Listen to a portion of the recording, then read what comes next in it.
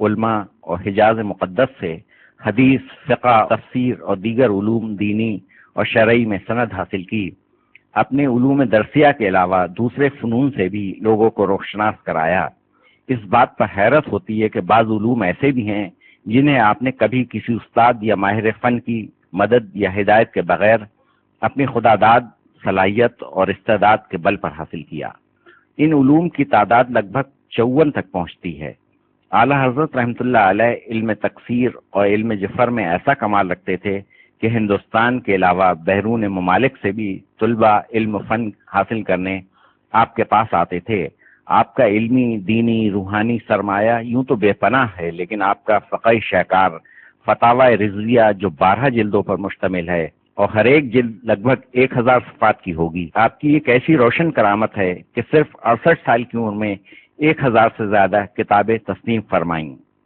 اعلی حضرت رحمۃ اللہ علیہ کا ایک بڑا کارنامہ قرآن کریم کا ترجمہ ہے، جو کنز الایمان کے نام سے 1330 ہجری میں منظر عام پر آیا۔ تراجم قرآن میں کنز الایمان امتیازی شان رکھتا ہے۔ تیری شان عالمانہ نے یہ ثابت کر دیا، تجھ کو زیبا ہے امامت سیدی احمد رضا۔ جن علمی اشکال میں لوگ الجھ کر رہ جاتے تھے، امام احمد رضا رحمۃ اللہ علیہ چٹکیوں میں حل فرما دیا کرتے تھے۔ مسلم یونیورسٹی علی گڑھ کے وائس چانسلر اور مشہور ریاضی داں ڈاکٹر سر ضیاء الدین احمد ریاضی کے ایک مسئلے کو لے کر بے حد پریشان تھے اور اس سلسلے میں جرمنی جانا چاہتے تھے۔ پروفیسر سید مولانا سلمان اشرف صاحب نے ان کو بریلی میں اعلی حضرت کے پاس جانے کے لیے مجبور کیا اور بریلی لے گئے۔ وائس چانسلر صاحب کا خیال تھا کہ کہاں ریاضی کا پیچیدہ مسئلہ اور کہاں ایک مولانا۔ اعلی حضرت سے ملاقات ہونے پر ڈاکٹر صاحب نے اپنا مسئلہ بیان کیا۔ ڈاکٹر صاحب کی حیرت اور مسرت کی کوئی انتہا نہ رہی جب وہ مسئلہ پہلی ملاقات میں ہی حل ہو گیا۔ مشہور شاعر ڈاکٹر سر محمد اقبال نے بھی امام احمد رضا خان رحمۃ اللہ علیہ کے افکار و خیالات کا مطالعہ کیا تھا اور ان سے بے حد متاثر ہوئے تھے۔ علامہ مرحوم نے فرمایا تھا کہ ہندوستان کی تاریخ کے اس دور میں مولانا احمد رضا خان جیسا طبع اور ذہین فقیہ دوسرا کوئی پیدا نہیں ہوا۔ میں نے ان کے فتاوی کے مطالعے سے یہ رائے قائم کی کہ ان کے فتاوی ان کی ذہانت، فطانت اور جودت کے طبع کمال اور فقاہت و علوم دینیہ میں بحر علمی کے شاہد و عادل ہیں۔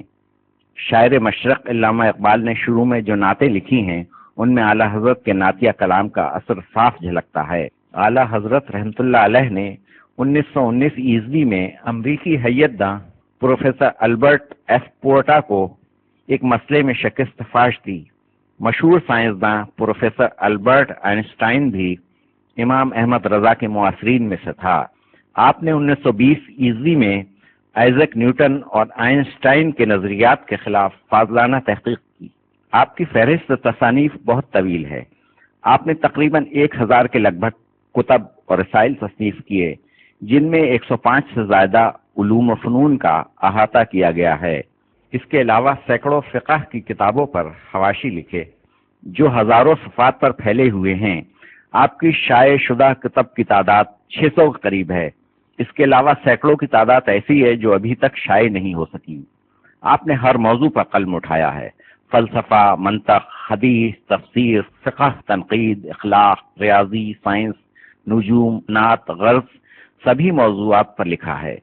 آپ نے جو علمی، ادبی، دینی خدمات انجام آج عالمی پیمانے پر ان کو سراہا جا رہا ہے۔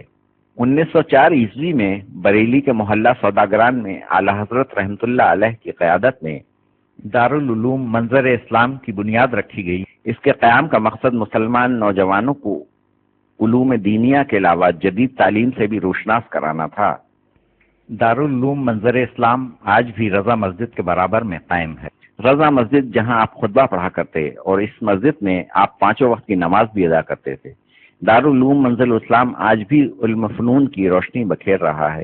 یہاں تقریباً 1000 سے زائد ملکی اور غیر ملکی طلباء زیر تعلیم ہیں، جن کے لیے ایک وسیع ہاسٹل بھی بنا ہوا ہے۔ نشان راہ ہے اب تک تیری طرز جداگانہ، لقب زیبا ہے تجھ کو ہی امام نعت گویاں کا۔ اعلی حضرت رحمۃ اللہ علیہ اس مرتبے کے جید عالم تھے کہ شاعری امتیاز اور شرف کمال نہیں بن سکتی، لیکن حقیقت یہ ہے کہ ان کی بلند پایہ شاعری سے کوئی انکار بھی نہیں کر سکتا۔ آپ کی شاعری میں جو بات سب سے نمایاں ہے وہ نبی کریم صلی اللہ علیہ وسلم کی ذات اقدس سے والہانہ عقیدت اور محبت ہے۔ ہدایت بخشش آپ کے اردو اور فارسی کلام کا مجموعہ ہے، جس میں نعت، حمد، دعا، التجا، عشق و محبت، حقیقت و معرفت، غرض سب کچھ ہے۔ اعلیٰ حضرت رحمۃ اللہ علیہ عربی، فارسی، اردو، ہندی کے عالم تھے، اس لیے بلا تکلف ہر زبان میں شعر کہتے تھے۔ آپ کی ایک نعت شریف جو بے حد مقبول ہے، جس میں آپ نے اردو، ہندی، عربی، فارسی چاروں زبانوں کا استعمال کیا ہے۔ مثلے تو نشد پیدا جانا، بس قامائے قام نوائے رضا، نہ یہ طرز میری نہ یہ رنگ میرا، بس قامائے قام نوائے رضا، نہ یہ طرز میری نہ یہ رنگ میرا، بس قامائے قام نوائے رضا، نہ یہ طرز میری نہ یہ رنگ میرا، بس خامائے قام نوائے رضا، نہ یہ طرز میری نہ یہ رنگ میرا، ارشاد اعیبا ناطق تھا، ارشاد اعیبا ناطق تھا، ناچار راہ پڑا جانا، لم یات نظیر و کفی نظر، مثلے تو نشد پیدا جانا، جگ راج کو تاج تورے سر تو ہے، تجھ کو شہید و سرا جانا، لم یات نظیر و کفی نظر، مثلے تو نشد پیدا جانا۔ اعلیٰ حضرت رحمۃ اللہ علیہ کا مشہور زمانہ سلام روحانی تسلسل اور سلاست کی وجہ سے اردو کا سب سے بہترین سلام مانا جاتا ہے۔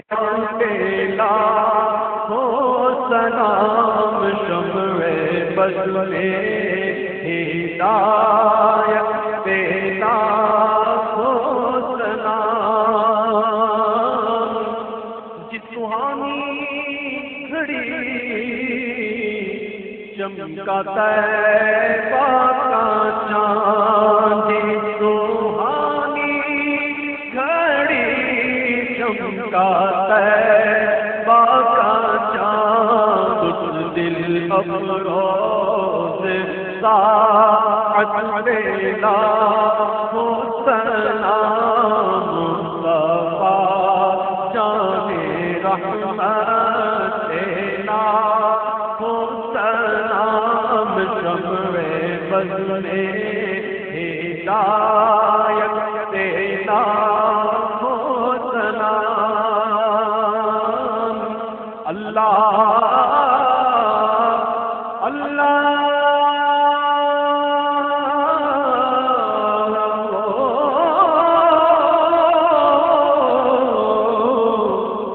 بچپنے کی پابند، اللہ اللہ بچپنے کی پابند، اللہ اللہ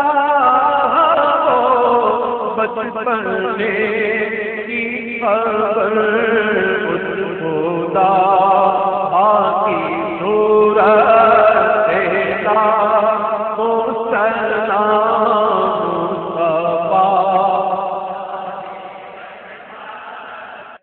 دے کے تاباں ہم کو درس سنیت، ہو گئے گوشہ نشیں احمد رضا۔ 25 صفر المظفر 1921 عیسوی مطابق 1340 ہجری، جمعہ المبارک 2:38 پر جبکہ اذان جمعہ ہو رہی تھی اور مؤذن حی علی الفلاح پکار رہا تھا، اس خدا رسید بزرگ نامور مبلغ اسلام عاشق رسول محترم و مقدس ہستی کی روح نے اس دنیا فانی سے کوچ کیا۔ بدرو تو جا تم پہ کرو درود، کعبے کے بدرو تو جا تم پہ کرو درود۔ امام احمد رضا رحمۃ اللہ علیہ کا مزار مبارک محلہ سوداگران بہاری پور میں واقع ہے، جہاں لاکھوں لوگ اپنا نذرانہ عقیدت پیش کرنے اور حاضری دینے دنیا بھر سے آتے ہیں۔ آپ کا عرس ہر سال 25 صفر کو بڑے پروقت ہے۔ جس میں عمائدین حکومت سے لے کر ہر غور و فکر کے لوگ شامل ہوتے ہیں۔ دنیا اپنے وقت کی عظیم ترین ہستی کے مذہبی کبھی فراموش کر سکتے، اور آپ کا نام انشاءاللہ تا قیامت تک زندہ اور روشن رہے گا۔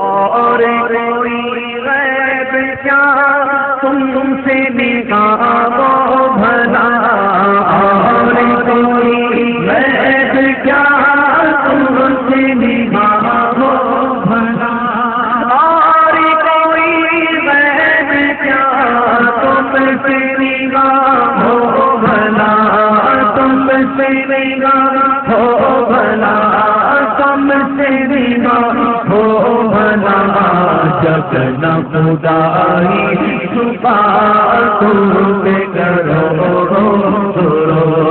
جب نہ خدائی